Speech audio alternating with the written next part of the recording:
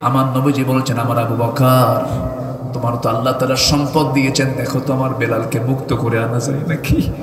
আমার বেলালকে মুক্ত করে আনলে আমি তোমাকে ওয়াদা দিচ্ছি, আল্লাহ তোমাকে সুন্দর জান্নাতের মেহমান বানায় নেবে।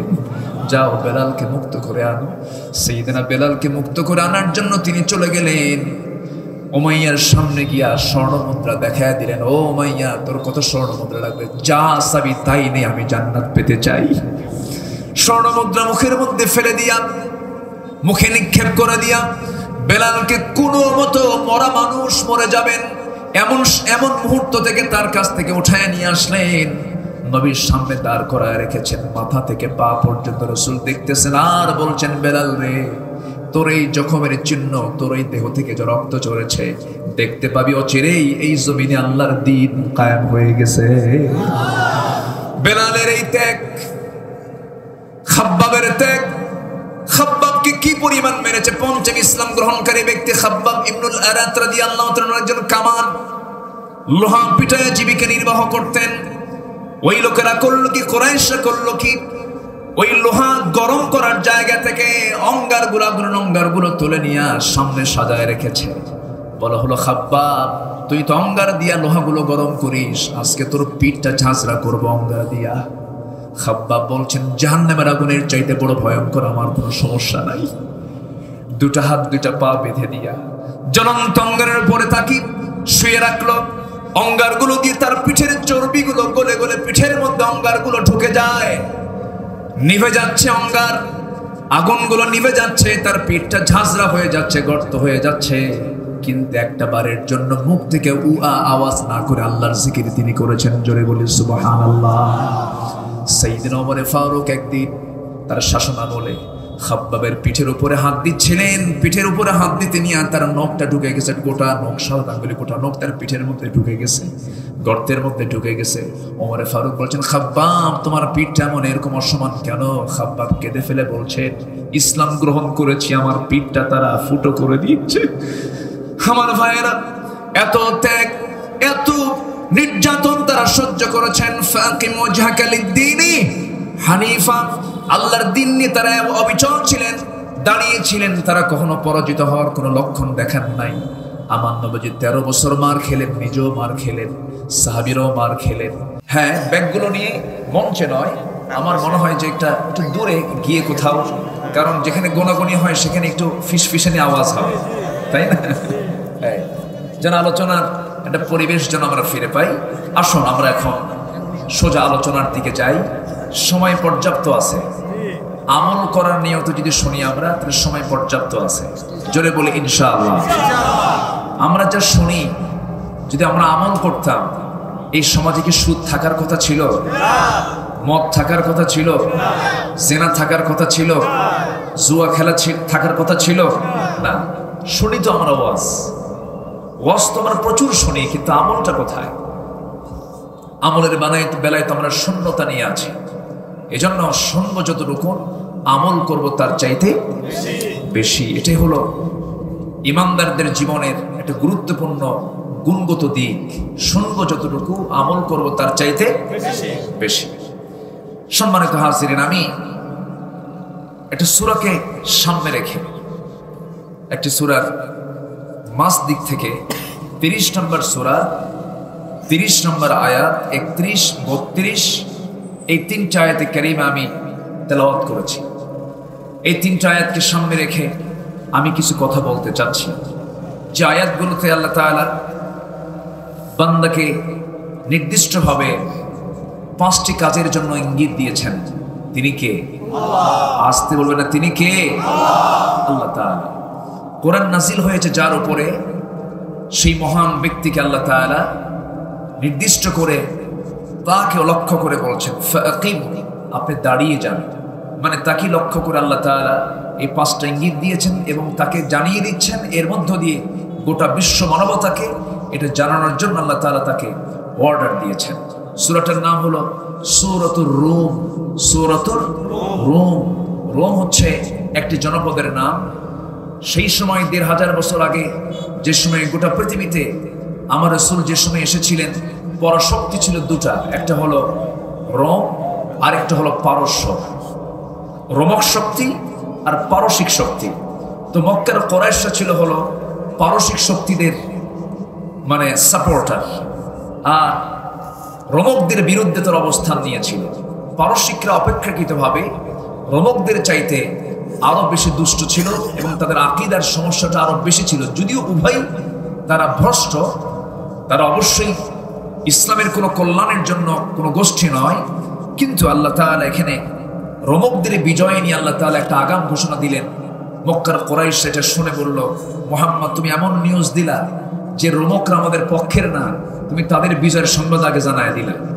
পরবর্তীতে রোমকদের বিজয়ী হয়েছিল। আল্লাহ তাআলা এই বিষয়কে সামনে রেখে এই সূরাটা আল্লাহ তাআলা রাসূলকে মক্কার মাটিতে দিয়েছিলেন। আলিফ লাম মিম গুলিবাতুর রোম, রোমকদের বিজয় হয়েছে। এই শীর্ষক এই রোম শব্দ থেকে এই সূরার নামকরণ করা হয়েছে সূরাতুর রোম।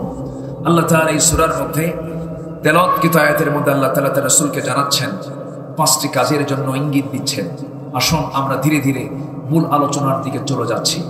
কোরআন সবার চাহিদা পূরণ করতে সমর্থ। যে যে লেভেল থেকে চাহিদা চাবে, যার যে ডিমান্ড, কোরআন কি পূরণ করতে পারে? আসতে বলবেন না, পারে। কবি কবিতা নেবে, আছে। সাহিত্যিক সাহিত্য নেবে, আছে। গবেষক গবেষণা নেবে, আছে। এরপরে রাষ্ট্রপতি রাষ্ট্রের তথ্য নেবে, আছে। আইনজীবী আইন নেবে, আছে। চিকিৎসক চিকিৎসা নেবে, আছে। ফিজিক্স কেমিস্ট্রির যারা টিচার তারা রসায়নের পদার্থের কোনো তথ্য নেবে, পাবে। পৃথিবীর এমন কোনো সাইড নেই, এমন কোনো শিক্ষা নাই যা নিয়ে কোরআনে কারীমের সুস্পষ্ট কোনো বক্তব্যের অভাব আছে বলে আমি মনে করি না। ঠিক কিনা বলেন? সব আছে না? নাই, আছে। এত বড় কিতাব থাকতে এই কিতাবকে সামনে না রেখে কচি কচি কোমল মনা শিশুদের দিলের ভিতরে নাস্তিক্য চেতনা সৃষ্টি করার জন্য এই সমস্ত উদ্ভট তথ্যগুলো কেন ক্লাসের সিলেবাসে সংযোজন করা হয়? মানুষ নাকি আগে বানর ছিল? জোরে কোন নাউযুবিল্লাহ, জোরে বলি নাউযুবিল্লাহ। আমার আব্দুল মালিক আশরাফি ভাই তিনি বলেছেন, আমি শুনেছি ওনার ওয়াজ, কিন্তু আমিও শুনে বসে বসে শুনেছি। আমি ছিলাম, পাশেই ছিলাম। সবগুলো কথা তার চমকপ্রদ এবং দলিল আদিল্লা নির্ভর। আল্লাহ তুমি তার কথার ভিতরে আরো বারাকা বাড়ায়া দাও, আমিন। জোরে বলি আল্লাহুম্মা আমিন। সম্মানিত ভাইরা, বানরের বংশধরদের কাছ থেকে আদম সন্তানদের শিক্ষা নেবার কিছুই নেই, ঠিক কিনা? ওরা সব কিসের বংশধর? বানরের। ওদের কাছ থেকে আমরা কি নেব? এখানে একটা কথা আছে, বানর নিয়ে কথা কেন আসলো? ডারউইন সে ছিল ইহুদি। কি ছিল? ইহুদি ছিল। তো ইহুদিদের ইতিহাস একটা ঘৃণ্য একটা ইতিহাস আছে। ওরা যখন শনিবারের বিধানকে লঙ্ঘন করেছিল, শনিবারের বিধানকে লঙ্ঘন করার কারণে আল্লাহ তাআলা কতিপয় কিছু লোককে কোন কিরাদাতান খাসিইন তাদেরকে তাদের চেহারা বিকৃত করে তাদের চেহারার মধ্যে দিয়েছিলেন কিসের আকৃতি? বানরের। এটা হলো পানিশমেন্ট। এটা কি?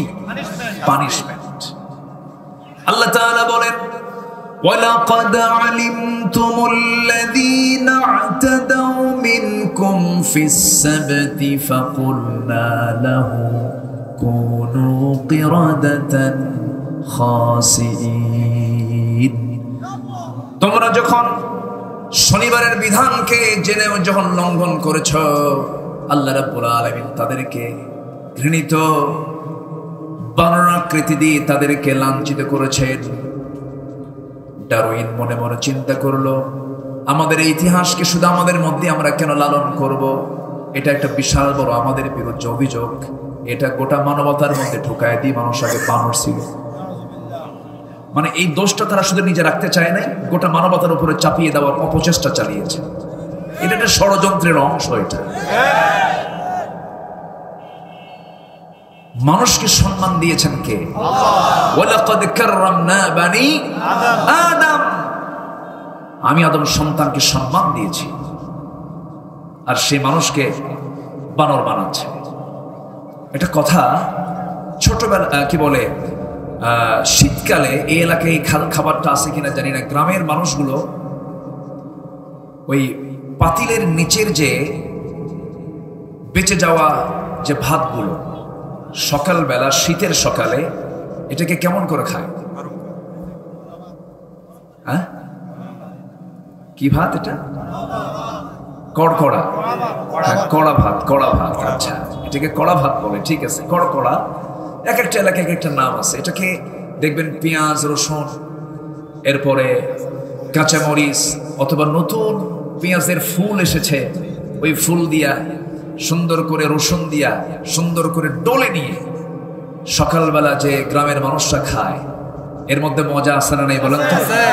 এটা কিন্তু বিরিয়ানি জর্দা তো পাবেন না, এর মধ্যে কিন্তু আলাদা মজা আছে। আপনি খেলেন সকালবেলা খালি পেটে, সারাদিন আপনি যদি এরপর পোলাও, কোরমা, বিরিয়ানি, জর্দা, দই, মিষ্টি সবই খেলেন, ঢেকুশ উঠবে কোনটা? তেমনি ছোট্ট কোমল মনা যারা ছোট ছোট বাচ্চা, এদের সিনায় যদি আপনি প্রথমেই ওহির শিক্ষা, কোরআনের শিক্ষা যদি ঢুকায় দিতে পারেন, পৃথিবীর কোন ইসলাম বিরোধী তথ্য তার মাথায় ঢুকিয়ে দিয়ে কোরআন থেকে তাকে কখনো দূরে রাখা যাবে না। কিন্তু ষড়যন্ত্রটা কিন্তু গোড়ায়। ষড়যন্ত্র কোথায়? গোড়ায়। সম্মানিত ভাইয়েরা, কু আনফুসাকুম ওয়া আহলিকুম নারা, সূরা তাহরীম। নিজে বাঁচো, তোমার পরিবারকে বাঁচাও। আল্লাহ তাআলা কিন্তু এমনি বলেননি। সাইয়েদনা লোকমান তিনি দাওয়াত দিয়েছেন, প্রথমে তার ওয়াজটা যা আছে কোরআনে কারীমে সূরা রুমের পরই সূরা লোকমান, তার যে 13টা ওয়াজ আছে, এই ওয়াজগুলো তিনি কি সমাজে করেছেন, অন্য কোথাও করেছেন না পরিবারে করেছেন? পরিবারে করেছেন। তাহলে পরিবারকে বাঁচানোর দরকার আমাদের প্রত্যেকের পরিবার কর্তার আছে না নাই? এই দায়িত্ব আছে না নাই? সূরা আহজাব, সূরা লোকমান, সূরা হুজুরাত, এগুলো সব পারিবারিক সূরা। এগুলো সব কি সূরা? পারিবারিক সূরা। এগুলো সিলেবাসে না দিয়া আজগবি, যেটা মুসলমানদের বন্ধু নয়, আউলিয়া মিন দুনিল মুমিনিন, যারা আমাদের সারা জীবন শত্রুতা করেছে, আমার নবীর বিরুদ্ধে সরাসরি যুদ্ধে নেমেছে ইহুদির বাচ্চারা, ঠিক কিনা? তাদের কোনো তথ্য আমাদের মুসলিম সমাজের শিক্ষার কোনো উপকার হতে পারে না। আমাদের মূল সোর্স কি বলেন? আস্তের মূল সোর্সটা কি? কোরআন যদি অ্যালাউ করে সেটা অ্যালাউ হয়ে যাবে, কোরআন যদি ডিসঅ্যালাউ করে আমিও ডিসঅ্যালাউ করে ফেলবো, তা আমি মানবো না। কারণ কোরআন তো সমস্ত জ্ঞানের মূল উৎস। এখান থেকে সমস্ত জ্ঞান চতুর্দিকে ছড়িয়ে পড়েছে। বিজ্ঞান দিয়ে কোরআন যাচাই হবে না, ভূগোল দিয়ে কোরআন যাচাই হবে না, দুনিয়ার কোনো কিতাব দিয়ে কোরআন যাচাই হবে না। কারণ দুনিয়ার সমস্ত তথ্যের মধ্যে ভুল থাকতে পারে, কিন্তু কোরআন দিয়ে সব যাচাই হবে। কারণ কোরআনের মধ্যে বিন্দু পরিমাণ কোনো ভুল পৃথিবীর কেউ ধরতে পারে না। সূর্য যেমন নিখুঁত, চন্দ্র যেমন নিখুঁত, আকাশ যেমন নিখুঁত, সাবআ সামাওয়াত যেমন নিখুঁত, সাবআতু আবহুর যেমন নিখুঁত, আমার মাথা থেকে পা পর্যন্ত সৃষ্টি যেমন নিখুঁত, সেই মহান রব্বুল আলামিনের পক্ষ থেকে তো কোরআন এসেছে। কোরআনের মধ্যে চুল পরিমাণ কেউ ভুল ধরতে পারবে না, বরঞ্চ ভুল ধরতে আসলে মরিস বুকাইলিদের মতো সেই নিজের ভুল পেয়ে ইসলাম গ্রহণ করতে বাধ্য হয়ে যাবে, ঠিক কিনা? এটাই হচ্ছে সেই কালাম, এটাই হচ্ছে সেই কালাম, সব বলে দেয়। বাচ্চা মার পেটে কয় মাস থাকে বলেন? 10 মাস কি থাকা লাগে? এখন তো থাকে না, এখন সেখানে আন্দোলন শুরু হয়ে যায়। বলে যে আধুনিক দুনিয়া আর থাকবো নাকি? বাচ্চা 6-7 মাসে আসার জন্য প্রিপারেশন নিয়ে নেয়। 30 শাহরা, একটানা 30 মাস একটা মা কষ্ট করেন তার সন্তানের জন্য, একটানা 30 মাস। 30 শাহরা নিয়ে গবেষণা হলো যে কেন 30 মাস বলা হলো? হাউলাইনি কামিলাইন, 2টা বছর মানে 24 মাস মা তার সন্তানকে দুধ পান করান, তাহলে একটানা কয় মাস গেল? 24 মাস। আর থাকলো কয় মাস? 6 মাস। একটা সন্তান মার পেটে 6 মাসেই পূর্ণাঙ্গ আকৃতি নিয়ে মার পেটে সে উপস্থিত হয়ে যায়। বলি আলহামদুলিল্লাহ, জোরে বলি আলহামদুলিল্লাহ। কোরআন কি কোন ব্যক্তির দ্বারা রচিত হতে পারে? আসতে বলবেন না পারে। মশা, আল্লাহ তাআলা মশার উদাহরণ দিয়েছেন, পিঁপড়ার উদাহরণ দিয়েছেন, এরপরে মাকড়সার উদাহরণ দিয়েছেন, হাতির উদাহরণ দিয়েছেন। এগুলো এমনি এমনি দেননি তো। মশা, আল্লাহ তাআলা কেন মশার উদাহরণ দিলেন?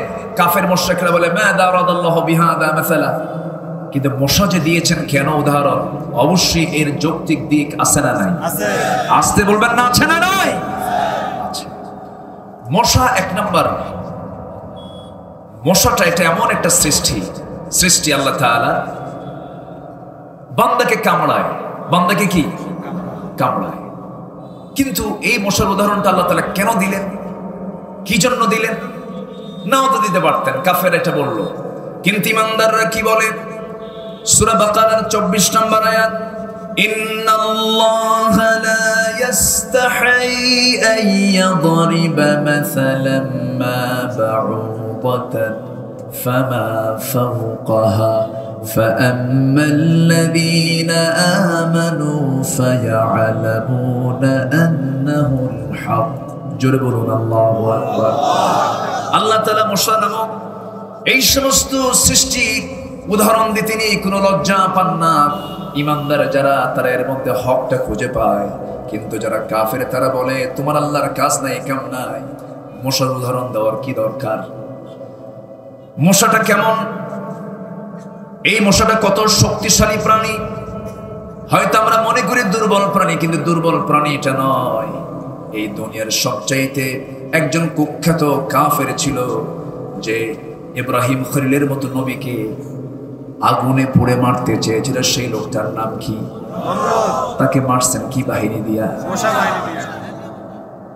ন্যাংরা মশা। দেখছেন তফসির সহ মুখস্থ সহ মেরেছেন আল্লাহ তাআলা ন্যাংরা মশা দিয়া। এই মশাটা শক্তিশালী না আমরা শক্তিশালী? হ্যাঁ, আমরা মশারি টাঙ্গাই খারাপ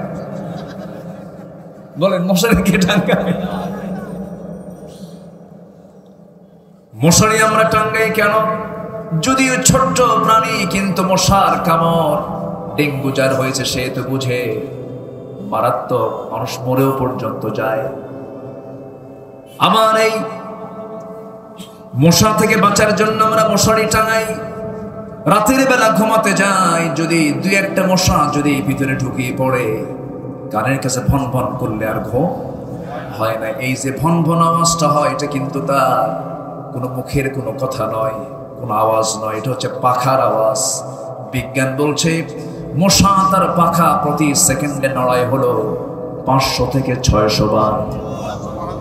500 থেকে, পৃথিবীতে এরকম কোনো দ্রুতগামী কোনো যানবাহন আছে, কোনো মেশিন আছে? প্রতি সেকেন্ডে তার পাখা নড়াচ্ছে হলো 500 থেকে 600 বার। এই মশা মানুষকে কামড়ায়। কোন মশা কামড়ায়? মেডিকেল সায়েন্স এখন বলতেছে, বর্তমান সায়েন্স এখন বলছে স্ত্রী মশা মানুষকে কামড়ায়। আল্লাহ তাআলা সূরা বাকারার 24 নম্বর আয়াতে আজ থেকে 1500 বছর আগে জানিয়ে দিলেন মশা স্ত্রী মশায় কামড়ায়। ইন্নাল্লাহা লা ইস্তাহি আন ইয়াদরিবা মাসালাম মা বাউদাতান। বাউদাতান মুযাক্কার না মুয়ান্নাস? মুয়ান্নাস। আজকে সেই কোরআন নিয়ে কোনো সিলেবাস প্রণয়ন হয় না। একটা ছেলে মাস্টার্স ডিগ্রি নিয়ে নেয়, একটা ছেলে চূড়ান্ত ডিগ্রি নিয়ে নেয়, ভাইবা পরীক্ষা, বিসিএস ভাইবা। আমি তো মনে করি যারা মুসলমান তাদের সবার আগে শুনতে হবে তোর কোরআন তেলাওয়াতটা সহি আছে কিনা, আগে বল, ঠিক কিনা? কারণ নামাজের পূর্ব শর্ত কোরআনটা কি তেলাওয়াত করা, সহি করে তেলাওয়াত করা। কোরআন কোন ব্যক্তিকে লানত দেয়? কোরআনকে প্রশ্ন করুন, ও কোরআন তুমি কোন ব্যক্তিকে লানত দাও? রুব্বা কারিন লিল কুরআন আল কুরআন ইয়ালানুহু। কোরআন সেই বান্দাকে লানত দিয়ে দেয় যে কোরআনটাকে সহি করে তেলাওয়াত করে না। কোরআনটাকে সহি করে তেলাওয়াত করা সমস্ত মুসলমানের জন্য কি? জোরে বলেন, আরো জোরে বলেন। নামাজ ঠিক করতে গেলে আগে কি ঠিক করতে হবে? তেলাওয়াত ঠিক করতে হবে। আপনি মাস্টার্স ডিগ্রি নিলেন, আপনি বিসিএস ক্যাডার হলেন, আপনার কোরআন সহি তেলাওয়াত নাই, আপনি আল্লাহর তালিকায় টাটকা মূর্খ হয়ে বসে আছেন।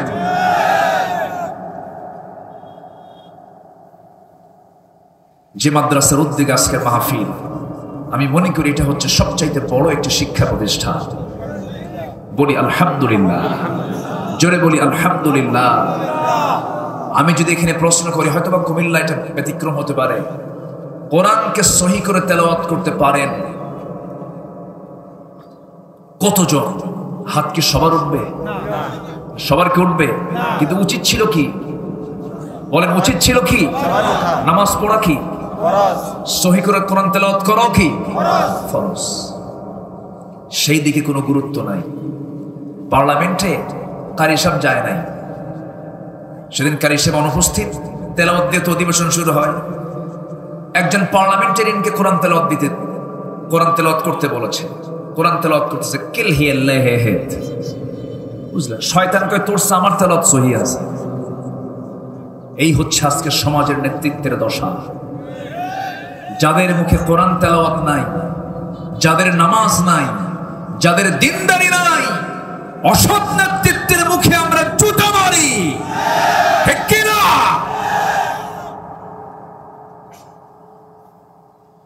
নেতৃত্ব তৈরি হবে নামাজ থেকে। কিসের থেকে বলেন? আসতে বলেন, কিসের থেকে তৈরি হবে?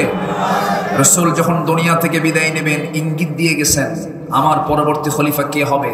ইঙ্গিতটা ছিল কিসের ইবাদতে? বলেন, নামাজ। রাসূল বলেন, আয়েশা আমি মনে হয় জামাতে নামাজ পড়তে পারবো না, তুমি আমার প্রিয় সাহাবী আবু বকরকে বলো সেজন্য আমার মুসাল্লায় যেন দাঁড়িয়ে আমার দায়িত্বটা পালন করে। কথা বোঝা গেল? কথা ক্লিয়ার? নেতৃত্ব আসবে কোন জায়গা থেকে বলেন তো? নামাজ থেকে। কিন্তু নেতা নামাজই পড়ে না, নেতা নামাজই পড়ে না। কষ্ট পাচ্ছেন নাকি আপনারা? আমি কিন্তু দরদ দিয়ে কথা বলছি, আমি কাউকে ইঙ্গিত দিয়ে, আমি কাউকে উস্কানি করে কোনো কথা আমি বলছি না। আমি দরদ দিয়ে বলছি, প্লিজ একটু বোঝার চেষ্টা করুন। যে কোনো মুহূর্তে আমরা দুনিয়া থেকে বিদায় নেব, আমাদের পাথেয় সংগ্রহ করা মরার আগে দরকার না মরার পরে দরকার? আগে দরকার। এজন্য আমরা দাঁড়িয়ে যাব কার পথে? আসতে বলুন, কার পথে? আল্লাহর পথে। কার দিন নিয়ে? আল্লাহর দিন নিয়ে। আল্লাহ রাব্বুল আলামিন তার রাসূলকে জানাচ্ছেন সূরা রুম 30 নম্বর আয়াতে বলছেন, ফাকিম ওয়াজহাকা লিদ-দীনি হানিফান ফিতরাতাল্লাহিল্লাতী ফাতারান-নাস আলাইহা লা তাবদীলা লিখালকিল্লাহ যালিকাদ-দীনুল কাইয়্যিম ওয়ালাকিন্না আকসারান-নাসি লা ইয়ালামুন। জোরে বলুন আল্লাহু আকবার। হে রাসূল, তবে আপনি কি করবেন? আপনার চেহারাকে আল্লাহর দ্বীনের জন্য একনিষ্ঠ হয়ে আপনার চেহারাটা নিয়ে আল্লাহর দ্বীনের জন্য আপনি দাঁড়িয়ে যাবেন। আমরা দাঁড়িয়ে যাব আল্লাহর দ্বীন ছাড়া না, আল্লাহর দ্বীন নিয়ে। আল্লাহর দ্বীনের নাম কি বলেন? আরো জোরে বলেন, আরো জোরে বলেন। আল্লাহর দ্বীন ইসলাম ছাড়া আরো দ্বীন দুনিয়াতে আছে না নাই? ওগুলো হক না বাতিল? হক না বাতিল? তাদেরও সংগ্রাম আছে না নাই? তাদেরও চেষ্টা আছে না নাই? তারাও চেষ্টা করে, তারাও সংগ্রাম করে।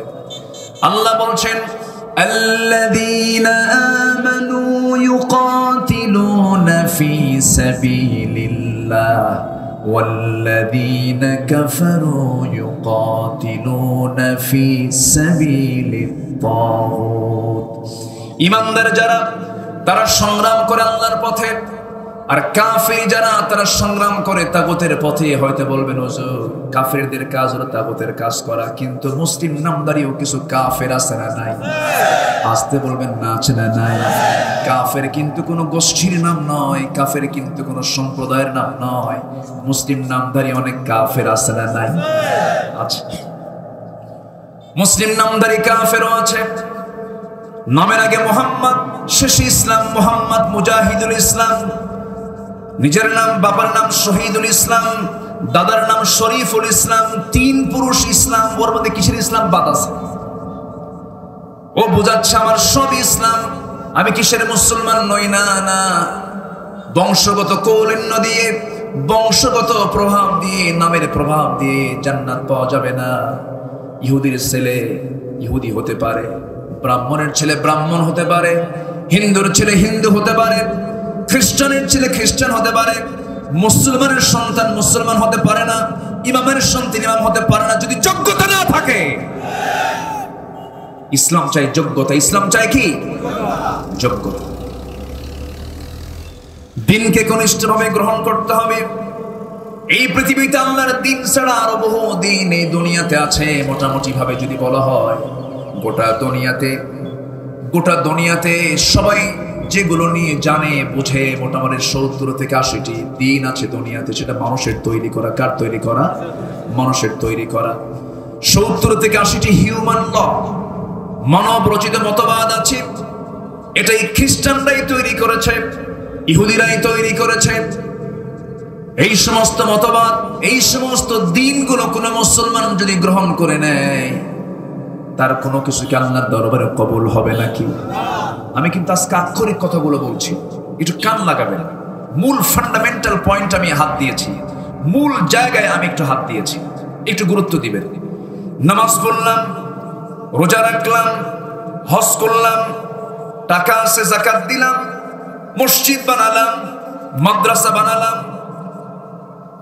দরিদ্রদের পাশে দাঁড়ালাম, এতিমের পাশে দাঁড়ালাম, আর মনে মনে চিন্তা করলাম 100% কাজ আমার ইসলামের হয়ে গেছে। সমাজে সুদও চালু, জেনাও চালু, মদও চালু, জুয়াও চালু, হত্যা, খুন, ধর্ষণ, বেপরদাহীনতা, এই সমস্ত পর্দাহীনতা এগুলো সব চালু হয়ে আছে। আপনি ভাবতেছেন আপনি জান্নাত যে বসে আছেন, না, আপনি কিছুই করতে পারেন নাই। ঠিক কিনা? আপনি কিছুই করতে পারেন নাই। দাঁড়াতে হবে। ফাকিম ওয়াজহাকা লিদ-দীন হানিফা, আল্লাহর দ্বীনকে কনিষ্ঠভাবে ধরতে হবে, সামনে দাঁড়িয়ে যেতে হবে। ইয়া আইয়ুহাল মুদ্দাসসির কুম ফাআনযির ওয়া রাব্বাকা ফাকাব্বির ওয়া সিয়াবাকা ফাতাহহির ওয়ার রুজজা ফাহজুর। হে বস্ত্রাচ্ছাদিত ব্যক্তি, আপনি দাঁড়িয়ে যান, সতর্ক করুন, আল্লাহর নামটা আপনি উচ্চারিত করুন। এই দুনিয়াতে কারো নাম চলবে না, কারো আইন চলবে না, কারো বিধান চলবে না, কারো দিন চলবে না। দিন চলবে কার? আসতে বলবেন না কার? আকাশ বানিয়েছেন যিনি, জমিন যিনি বানিয়েছেন, সূর্য যিনি বানিয়েছেন, আইন চলবে সেই আল্লাহ তাআলা। এই কথা যদি আপনি আজকে বলে ফেলেন, আলা লাহুল খালক ওয়াল আমর, সৃষ্টি যার, হুকুম চলবে তার, এই জাতীয় কথা বললে ওই যে 70 থেকে 80টি হিউম্যান ল আছে, মানব রচিত মতবাদ আছে, এর ধ্বজা ধরে কিছু লোক মুসলিম নামধারীও দুনিয়া জুড়ে আছে না নাই? আসতে বলবেন না আছে না নাই? আচ্ছা, এই সমস্ত লোকগুলো আপনাকে কি সহ্য করতে পারবে নাকি? তার চেয়ার চলে যাবে, তার পথ চলে যাবে, তার নেতৃত্ব চলে যাবে। যারা মদের কারবার করে দোকান বন্ধ হয়ে যাবে, বেশ্যাবৃত্তির লাইসেন্স নিয়ে যারা চলে তাদের সমস্ত কারবার বন্ধ হয়ে যাবে, সুদের কারবার বন্ধ হয়ে যাবে। এই সমস্ত লোকগুলো আপনার বিরুদ্ধে চড়াও হয়ে যাবে। ঠিক একই কায়দায় রাসূল যখন এই দিনটা নিয়ে সামনে যখন দাঁড়িয়ে গেলেন, আবু জেহেল সামনে দাঁড়ায় গেল। আবু জেহেল একটা লোভনীয় প্রস্তাব দিয়ে ফেললো, মুহাম্মদ শোনো, তোমার চেহারা সুন্দর, সুরত সুন্দর, বংশ সুন্দর, ব্যবহার সুন্দর, চরিত্র সুন্দর, সততা আছে, তুমি নিষ্ঠাবান, সব তোমার গুণগত দিকগুলো ভালো, কিন্তু একটাই দোষ তোমার, আমাদের বাপ দাদার ধর্মে চুনকালি মেরেছ। অতএব মুহাম্মদ শোনো, তোমার ধর্ম 6 মাস, আমার ধর্ম 6 মাস, তুমি আমার লাত মানত উজ্জাকে বৈধতা দিয়ে দাও, আমি তোমার আল্লাহকে বৈধতা দেব। দেখছেন আবু জেহেলকে বৈধতা দেবে। এটা হচ্ছে সেকুলারের প্রস্তাব। এটা কিসের প্রস্তাব বলেন? সেকুলারের প্রস্তাব। এই জাতীয় কথা যখন বলে ফেলল, আমার নবীজি বললেন, চাচা যে প্রস্তাব আপনি আমাকে দিলেন ভাবতেছেন সমঝোতার প্রস্তাব, এটা নয়, এটা দ্বীনের ব্যাপারে কোনো আপোষ করা যাবে না। দেখি আল্লাহ তাআলা কি করেন। সঙ্গে সঙ্গে আয়াত নাজিল হয়ে গেছে। যারা পারেন ঘরের আয়াত, মুখের আয়াত, কমল আয়াত, নামাজের আয়াত সবাই বলেন, ওয়ালা আনতুম আবিদুনা মা আ'বুদ ওয়ালা আনা আবিদুম মা আবাদতুম ওয়ালা আনতুম আবিদুনা মা আ'বুদ লাকুম দীনুকুম ওয়ালিয়া দীন। তোমার দিন তোমার কাছে, আমার দিন আমার কাছে। তাহলে দিন আবু জেহেলের আছে না নাই? ওটা হক না বাতিল? তোমার দিন তোমার কাছে, আমার দিন লাকুম দীনুকুম ওয়ালিয়া দীন। আমার দিন আমার কাছে, তোমার দিন তোমার কাছে। বিষয়টা ক্লিয়ার হয়ে গেল। দুটা দিন একসঙ্গে মানার কোনো সুযোগ নাই। দুটা দিন একসঙ্গে মানার কোনো সুযোগ নাই। মসজিদে নামাজ পড়বে, হোটেলে গিয়ে মদ খাবে, এটা কোনো সুযোগ নাই। হালালকে হারাম করা যাবে না, হারামকে হালাল করা যাবে না, দুটাকে সংমিশ্রণ করা যাবে না। এমনটা তারাই করবে যাদের পরিচয় আল্লাহর ভাষায় তারা হলো কাট্টা মুনাফিক। তারা কি মুনাফিক? মূলত তারা ঈমানদার নয়।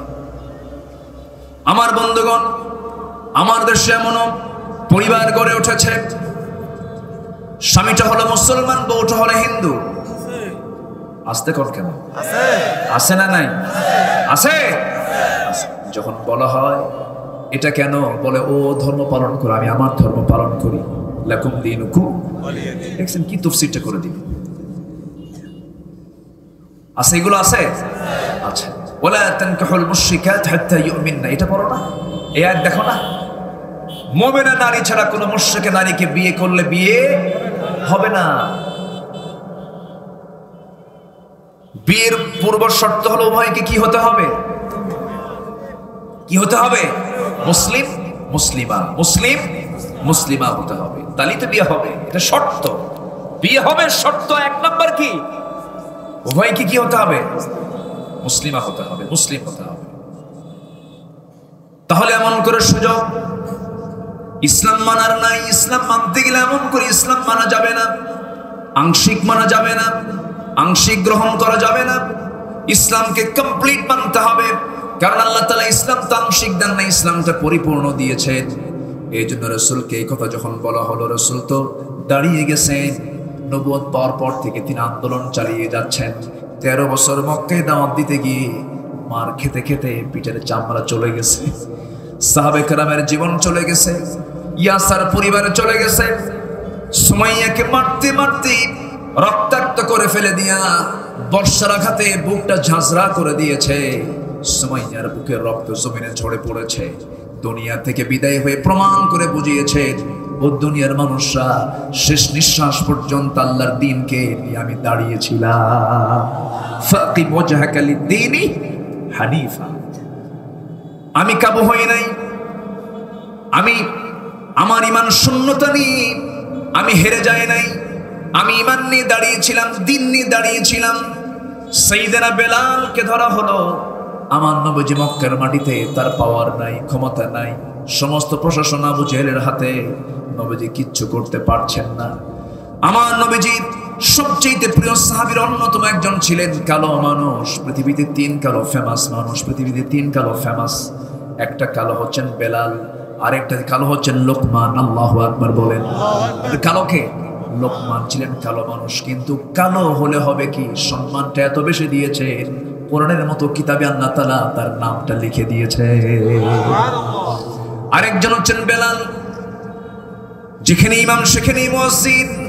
রাসূল তাকে এত সম্মান দিলেন, এত মর্যাদা দিলেন, এত সম্মানে তাকে ভূষিত করলেন। আমার নবীজি আরবের কোন সাহাবীকে তিনি মুয়াজ্জিন বানাতে পারতেন। আরব না, তিনি অনারব, বাইরের মানুষ, তিনি ইসলাম কবুল করেছেন। বাপ গোলাম, ছেলেও গোলাম, গোলাম জাদা গোলাম, গোলাম জাদা গোলাম, বাপ গোলাম, ছেলেও গোলাম। এই হাবশী বেলাল ইসলাম যখন কবুল করেছেন, আবু বকর কি বলে, আবু জাহেল এই দৃশ্য দেখে হেয় প্রতিপন্ন করে তাদের গ্রুপের লোকদেরকে বলতেছে, দেখো মুহাম্মাদের বাহিনীগুলো দেখো, বেলাল একটা কালো মানুষ, খাব্বাব একটা কামার মানুষ, এই সমস্ত লোকগুলো নিয়ে মুহাম্মদ নাকি বিশ্ব বিজয়ের স্বপ্ন দেখে। আর আল্লাহ তাআলা বলছেন, ও কাফের দলের লোকেরা, আমি বেলালকে এমন সম্মান দিয়ে দিয়েছি, ইসলামের প্রথম মুয়াজ্জিনের তালিকায় 1 নাম্বার তালিকায় রেখেছে আমার বেলালের নাম। জোরে কোন সুবহানাল্লাহ। ইসলাম কবুল করেছেন তিনি। রিপোর্ট হয়ে গেল, আবু জেহেল বলে ফেলল, উমাইয়া শুনলাম বেলাল নাকি ইসলাম কবুল করেছে। আচ্ছা ঠিক আছে, রিপোর্ট নিচ্ছি আমি। বাড়ি থেকে বলছে, বেলাল শুনলাম তুই নাকি মুহাম্মাদের হাতে বায়াত নিয়েছিস, কালিমা নাকি গ্রহণ করেছিস, দিন নাকি গ্রহণ করেছিস। এবার তিনি মুস্কি হাসি মেরে বলছেন, আমার মুনিব উমাইয়া, আপনি আমাকে এমন করে প্রশ্ন করেন কেন? আমিও তো আপনাকে ভালোবাসি, আপনার পরকালকে ভালো চাই, আমিও তো ইসলাম কবুল করেছি, আমিও আপনাকে কালিমার দাওয়াত দিচ্ছি। একটু জোরে বলুন সুবহানাল্লাহ, আর একটু জোরে বলুন সুবহানাল্লাহ। বুকে কোনো ভয় আছে নাকি? ফাকিম ওয়াজহাকা লিদ্দীনি হানিফা, মক্কি সূরা, এটা মক্কি সূরা। আমার ভাইয়েরা, সাইয়্যিদিনা বেলাল এই কথা যখন বলে ফেললেন, উমাইয়া তার মাথা, তার পায়ের রক্ত যেন মাথায় উঠে গেল। প্রচন্ড ক্ষেপে গিয়ে রেগে গিয়ে লাফ মেরে তার বুকের উপরে বসে মারতে মারতে রক্তাক্ত করে ফেলে দিয়া, রশি দিয়া গলায় বেঁধে টেনে হেঁচড়ে পশুর মতো নিয়ে তপ্ত বালুর উপরে তাকে চিৎ করে শুয়ে রাখলো। বুকের উপরে পাথর চাপা দিল, রক্তগুলো গড়ে গড়ে পড়ে, রক্তাক্ত করে ফেলতেছে, হাত কাটতেছে, পা কেটে ফেলছে। এমন সময় বলছে, বেলাল এখনো সময় আছে, এখনো সময় আছে, তুই কি করবি বল। বেলাল মুখ থেকে কথা তেমন বের হয় না, ক্লান্ত হয়ে গেছেন, অসুস্থ হয়ে গেছেন। মুখ থেকে একটা আওয়াজ বারবার বের হচ্ছে, সূরা ইখলাস, কুল হুয়াল্লাহু আহাদ আল্লাহুস সামাদ লাম ইয়ালিদ ওয়া লাম ইউলাদ ওয়া লাম ইয়াকুল লাহু কুফুয়ান আহাদ। এই আয়াত যখন তিনি বারবার পড়ছিলেন, উমাইয়া করল কি, তার বাম হাতটা মুখের মধ্যে ঢুকায় দিয়া টান মেরে তার জিহ্বাটা বাম হাত দিয়ে বের করে বাবলা গাছের কাটা জিহ্বার মধ্যে ঢুকায় দিয়েছে। ফিঙ্কি দিয়ে রক্ত বের হয়ে গেছে। বলছে, বেলাল রে, জিহ্বা অচল করে দিয়েছে, জিকির করবি কেমনে তোর আল্লাহ। এবার বেলাল আস্তে করে নখ উঁচু করে দিয়ে বলতেছে, উমাইয়া রে, জিকির আমার বন্ধ করার জন্য জিহ্বা অচল করেছো ঠিক, কিন্তু আমি আমার আল্লাহর নাম আমার কলিজার মধ্যে, আমার দিলের মধ্যে আমি অঙ্কন করে নিয়েছি। জোরে বলি সুবহানাল্লাহ, আরো জোরে বলি সুবহানাল্লাহ। তাদের দিলটা কত জিন্দা ছিল, তাদের ঈমানটা কত মজবুত ছিল, চিন্তা করে দেখুন। নবীজির কানে রিপোর্ট চলে আসলো, রিমান্ডে নিয়েছে বেলালকে, মেরে ফেলবে যে কোনো মুহূর্তে। নবীজির কাছে কিছুক্ষণ পর পর নিউজ চলে আসে, আমার নবীজি বলছেন, আমার আবু বকর, তোমার তো আল্লাহ তাআলা সম্পদ দিয়েছেন, দেখো তো আমার বেলালকে মুক্ত করে আনা যায় নাকি। আমার বেলালকে মুক্ত করে আনলে আমি তোমাকে ওয়াদা দিচ্ছি, আল্লাহ তোমাকে সুন্দর জান্নাতের মেহমান বানাইয়ে দিবে।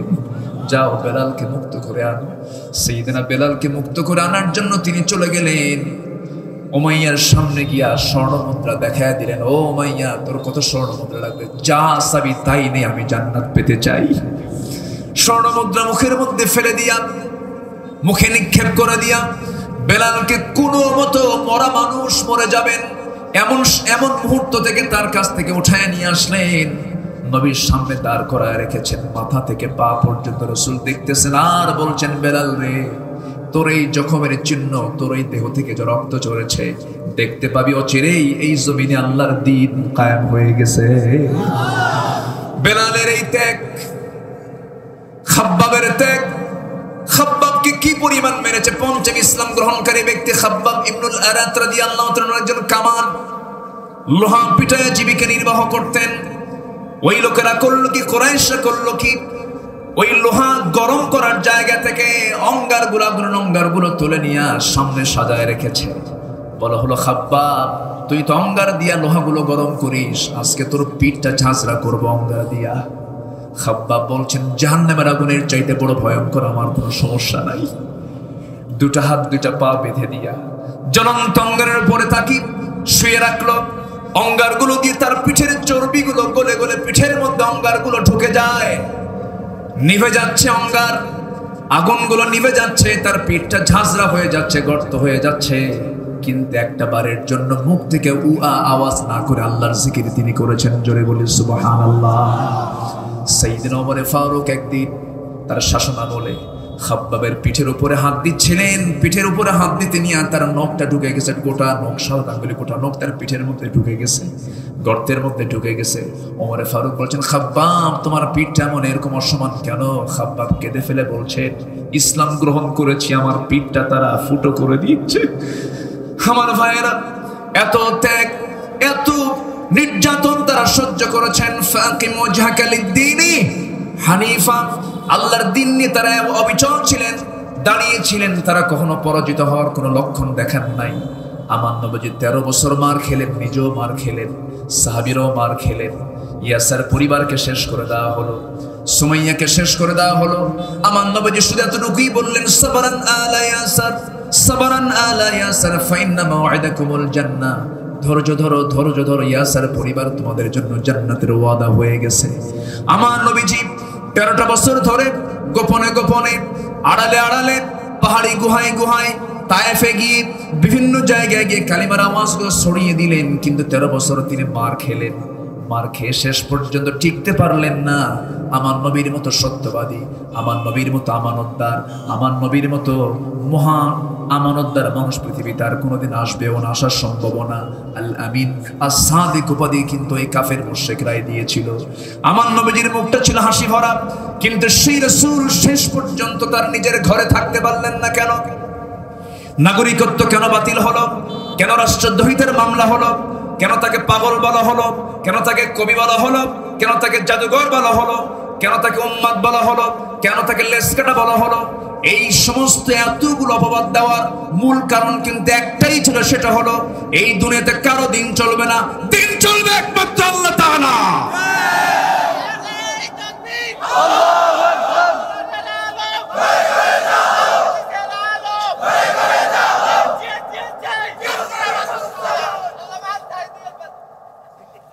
আল্লাহ তুমি তার দিলের তামান্না কবুল করো, জোরে বলে আমিন।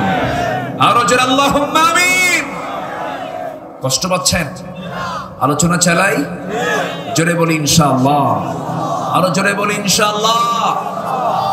বুকের ভিতরে অনেক ব্যথা জমা আছে, ঠিক কি না?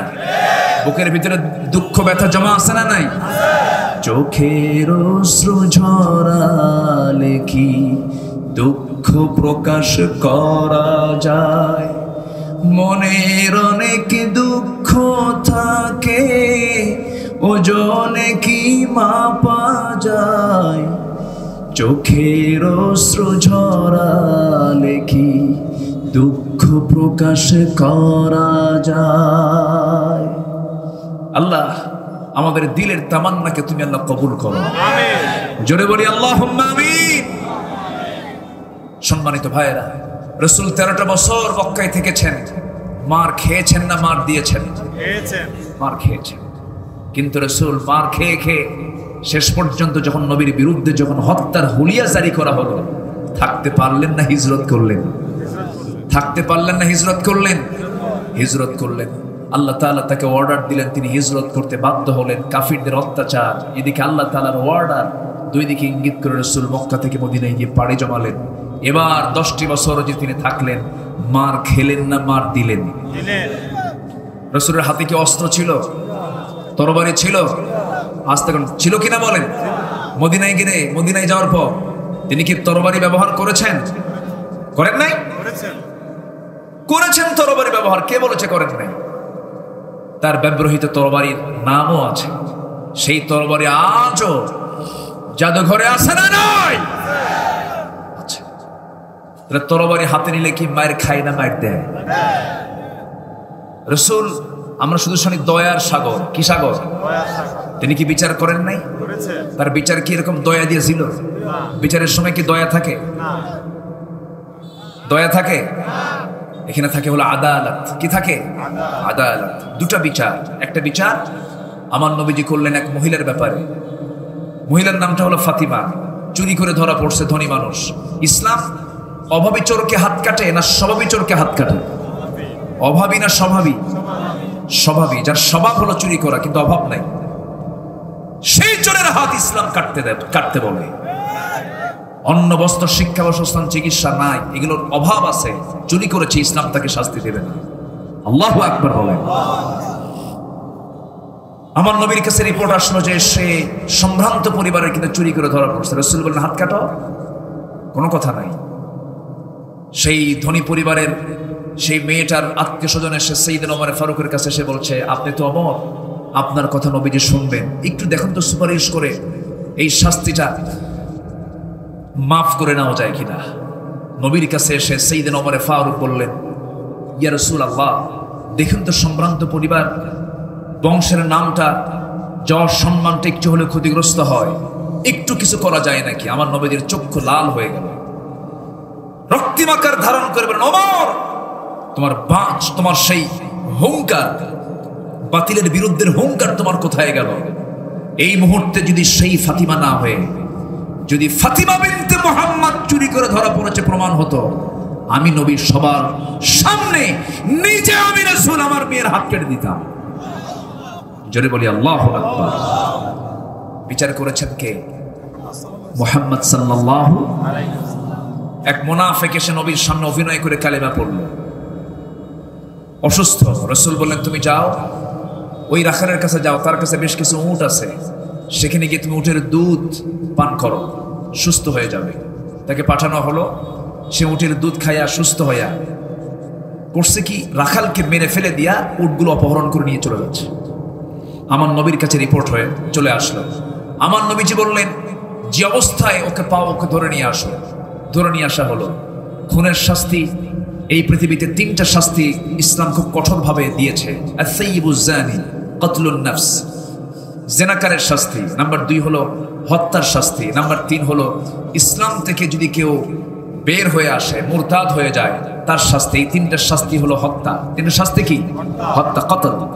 তো রাসূল বললেন, কোনো কথা নেই, ওকে ধরে নিয়ে আসো। ধরে নিয়ে আসা হলো, হাত পা বেঁধে ওই রাখালকে যেমন করে মেরেছে, আগে রিপোর্ট শুনলেন রাসূল, কেমন করে মেরেছে, ওকে তেমন করেই মারো। ওর হাত কাটছে, পা কাটছে, ওরও হাত কাটো, পা কাটে। কেটে যখন তাকে শুয়ে রাখছে, প্রচন্ড তৃষ্ণার যন্ত্রণায় পানি চাচ্ছে, ছটফট করছে। সাহাবীরা বলেন, ইয়া রাসূলুল্লাহ, খুব দয়া হচ্ছে, ও একটু পানি চায়, পানি কি দেবো? রাসূল বললেন, রাখালকে যখন সে মারে তখন কি সে পানি দিয়েছে তাকে? না, ওকে এক চুল পরিমাণ পানি দিবা না। আল্লাহু আকবার বলেন। ইন্নাল্লাহা ইয়া'মুরু বিল আদল ওয়াল ইহসান ওয়া ইতা'i যিল কুরবা ওয়া ইয়ানহা আনিল ফাহশাই ওয়াল মুনকারি ওয়াল বাগি। জুমার খুতবায় বক্তব্য আছে না নাই? আছে। শুধু বক্তব্য পর্যন্তই আছে, কাজ তো নাই, ঠিক কি না? এই হচ্ছে অবস্থা। রাসূল বিচার করলেন, শেষ পর্যন্ত সে মরুর বালু চেটে চেটে দুনিয়া থেকে বিদায় নিয়েছে। রাসূল বললেন, না, খুনের শাস্তি ওইভাবেই তাকে নিয়ে দুনিয়া থেকে বিদায় হতে হবে। এই জন্য আমরা এমন একটি পরিবেশকে আমরা পেতে চাই না? সবাইকে পেতে চাই না? সব দিন ছাড়ো, আল্লাহর দিন ধরো, এটাই হোক আমাদের প্রতিজ্ঞা। জোরে বলুন ইনশাআল্লাহ, আরো জোরে বলুন ইনশাআল্লাহ।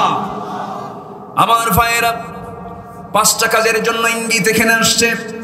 1 নম্বর হলো আল্লাহর দিনকে একনিষ্ঠভাবে গ্রহণ করা। নাম্বার 2 হলো আল্লাহমুখী হয়ে যাওয়া, মুনিবিনা ইলাইহি, সব ছেড়ে দিয়ে আমরা কি করব? ইন্না সলাতি ওয়া নুসুকি ওয়া মাহইয়ায়া ওয়া মামাতি লিল্লাহি রাব্বিল আলামিন। আমার সালাত, আমার কুরবানি, আমার জীবন, আমার মরণ সব কার জন্য? আল্লাহর জন্য। আসতে বলবেন না, কার জন্য? আল্লাহর জন্য। আমরা সবাই কার দিকে চেহারা ঘুরায় নেব? ইন্নী ওয়াজ্জাহতু ওয়াজহিয়া লিল্লাযী ফাতারাস সামাওয়াতি ওয়াল আরদা হানিফা ওয়া মা আনা মিনাল মুশরিকিন। জোরে বলুন আল্লাহু আকবার। নাম্বার 3 হলো তাকু, তোমরা তাকি ভয় করো। এই পৃথিবীতে ভয় যদি করতে হয়, একমাত্র ভয় করব কাকে? আসতে বলবেন না, কাকে?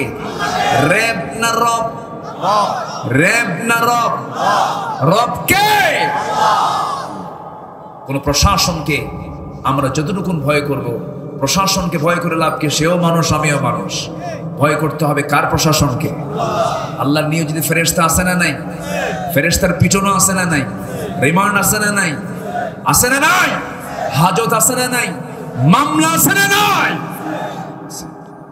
দুনিয়ার মামলায় জামিন হতে পারে, দুনিয়ার মামলায় না হয় একটা শেষ নিষ্পত্তি, একটা কিছু হবেই। মামলা দেয়, আমার বিরুদ্ধে যদি নবীবাদী হয়ে মামলা করেন, সেই মামলার কি জামিন হবে? আসতে বলেন, জামিন হবে? ইন্না কওম ইত্তাখাযু হাযাল কুরআনা মাহজুরা, আমার এই সমস্ত কওমরা তারা কি করেছে? কোরআনটাকে পরিত্যক্ত করে রেখেছে। রাসূল তাদের বিরুদ্ধে মামলা দিবেন, কোরআনের বিরুদ্ধে অবস্থান নিলেই শতভাগ মামলা খেতে হবে। আখিরাতে আমরা মামলা খেতে চাই না। যা হোক দুনিয়াতেই হয়ে যাক, আখিরাত ক্লিয়ার হোক। জোরে বলি ইনশাআল্লাহ। আর জোরে বলি ইনশাআল্লাহ। ভয় করব কাকে? আল্লাহকে। নামাজ না পড়া, সবাই কি নামাজ পড়বো ইনশাআল্লাহ? 5 ওয়াক্ত নামাজ জীবনে ছেড়ে দেব না। কারা কারা একটু হাত তুলে দেখেন তো দেখি।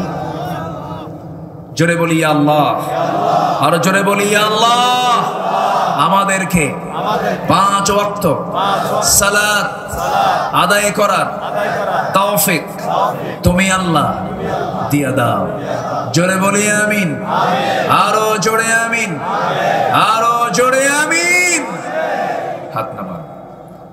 এরপর আরেকটা হুকুম হলো আকিমুস সালাহ, তোমরা নামাজ কায়েম করো। নামাজ তো পড়বো আমরা, নামাজ পড়া হচ্ছে ব্যক্তিগত কাজ। নামাজ আদায়, ফাসাল্লি লিরাব্বিকা ওয়ানহার। এই যে ভাই, এই বসেন, যান কেন? কষ্ট পাচ্ছেন নাকি? মাহফিলে বসে যদি বিরক্তি আসে, তাহলে ভাবতে হবে আমার নফসে বড় রোগ ধরা পড়েছে। কথা বুঝেন নাই? মাহফিলে বসে যদি বিরক্তি আসে, ভাবতে হবে আমার নফসে কি বড় রোগ ধরা পড়েছে। এটা মাথায় রাখতে হবে। কিন্তু আমরা কেউ যাব না। জোরে বলি ইনশাআল্লাহ। হ্যাঁ, বসি। খেলা দেখলে তো 90 মিনিটে গোল না হলেও তো আরো 30 মিনিট যোগ হয়। যোগ হয় না? তাও রাত 3টার দিকে, তাও ঘুম ধরে না। এই তো দিনের বেলা, আমরা এই সামান্য সময় বসে থাকতে পারবো না। জোরে বলি ইনশাআল্লাহ। কষ্ট হচ্ছে আপনাদের? আর কিছুক্ষণ চলুক। আজান আমাদের কানে আসছে, আমিও শুনেছি আজান। আজান শুনলে একটু অস্থিরতা সৃষ্টি হয়, নামাজটা কখন পড়বো এটা মনে হয়। কিন্তু নামাজ আমরা একটু আজকে 10-15 মিনিট একটু এদিক সেদিক যদি হয়, কষ্ট হবে? কোন আপত্তি আছে কারো? বলি ইনশাআল্লাহ। জি সম্মানিত ভাইয়েরা, তাহলে নামাজ কায়েম হলো সামষ্টিক কাজ, আর নামাজ আদায় হলো ব্যক্তিগত কাজ। নামাজ আদায় ব্যক্তিগত কাজে মুনাফিকরা অংশগ্রহণ করে। মুনাফিকরা কি নামাজ পড়ে না? তাদের মাথায় কি টুপি নাই? মুখে কি দাড়ি নাই? আচ্ছা, চোখে কি সুরমাও নাই? হজের খেতাবও আছে না নাই? এবং দাড়িটাও কি লম্বা নাই? জুব্বাও লম্বা নাই? আছে, সবই আছে, সব ঠিক, সবই ঠিক। বোঝার কোনো কায়দা নেই। নামাজও প্রথম কাতারেই পড়ে, কিন্তু নামাজ পড়ে ইমামের পেছনে। আর নেতা মানে হলো মদখোর নেতৃত্ব মানে, আছে না নাই? আমার নবীর পেছনে মুনাফিকরা এরকম করেই নামাজ পড়তো। নবীর সামনে যখন বসতো, চোখের পানিতে দাড়িগুলো ভিজে যেত। রাসূলের ওয়াজ শুনে একদম কামসারা, মনে হয় ওর মতো বড় বুজুর্গ আর দুনিয়াতে নাই। কিন্তু মসজিদ থেকে বের হয়ে কানেক্টিং দিতে হলো আবু জেহেলের সাথে। মদিনার ইহুদিদের সঙ্গে যোগসাজশ করে মূল নেতা আবু জেহেলকে জানা দিত, মোহাম্মদ কিন্তু এইগুলো করতেছে। আমার কথা কি বোঝা যায়?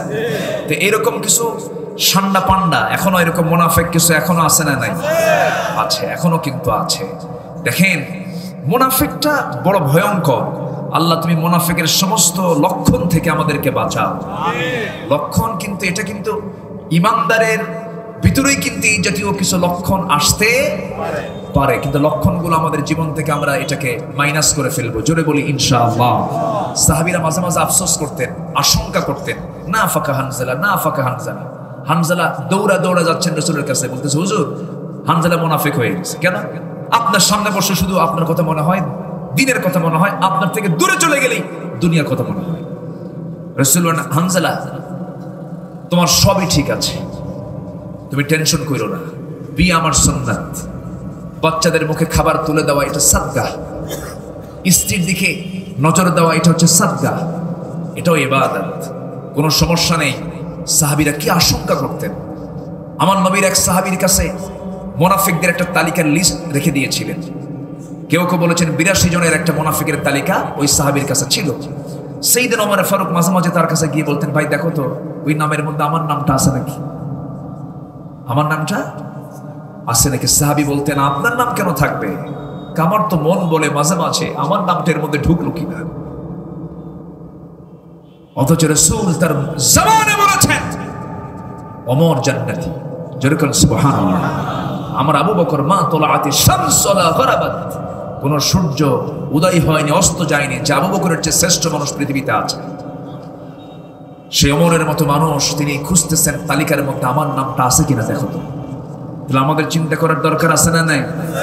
আসতে বলবেন না, আছে না নাই? যারা নামাজ কায়েমের সংগ্রাম থেকে নিজেকে বাঁচার চেষ্টা চালায়, ওদের মধ্যে মুনাফিকের গন্ধ লুকানো আছে, আছে না নাই? যেই দিকে বৃষ্টি সেই দিকে ছাতা,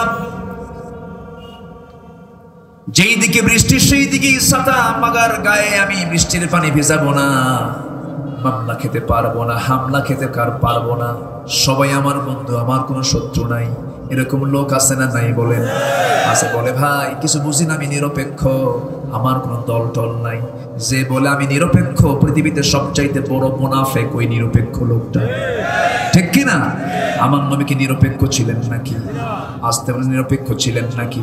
ছিলেন না। আমার নবীজির পক্ষ ছিল কার দল? আলা ইন্না হিজবাল্লাহি হুমুল গালিবুন, আল্লাহর দলটাই বিজয়ী হবে। আমরা কার দল করব? নিরপেক্ষ না আল্লাহর দল, আল্লাহর দল আমরা করে যাব। আমার ভাইয়েরা একটু কান লাগাবেন, মনোযোগ দিয়ে শুনবেন। নামাজ কায়েমের কাজ করা হলো সামষ্টিক ব্যাপার, আপনি একাই কাজটা কখনো করতে পারবেন না। আল্লাহ রাব্বুল আলামিন তার রাসূলকে দায়িত্ব দিয়ে দিয়েছেন। নবীজি মক্কায় টিকতে পারলেন না, মদিনায় চলে আসলেন। নামাজ কায়েমের সংগ্রাম শুরু হয়ে গেল। আজান শুরু হলো না? কাছাকাছি মসজিদ মনে হয় না? জি, তাহলে আমি শেষ করে দিই নাকি? আলোচনা চালাবো? কোন আপত্তি নাই তো? আজানটা শেষ হোক, আজানটা শেষ হোক। খুব কাছে তো? জি, হ্যাঁ, এখানে নামাজ হবে, এখানে নামাজ হবে ইনশাআল্লাহ। কেউ উঠবেন না কিন্তু, উঠলে কিন্তু ফাইন হবে। বসেন না, ওযু যাদের নাই সময় দেওয়া হবে ইনশাআল্লাহ।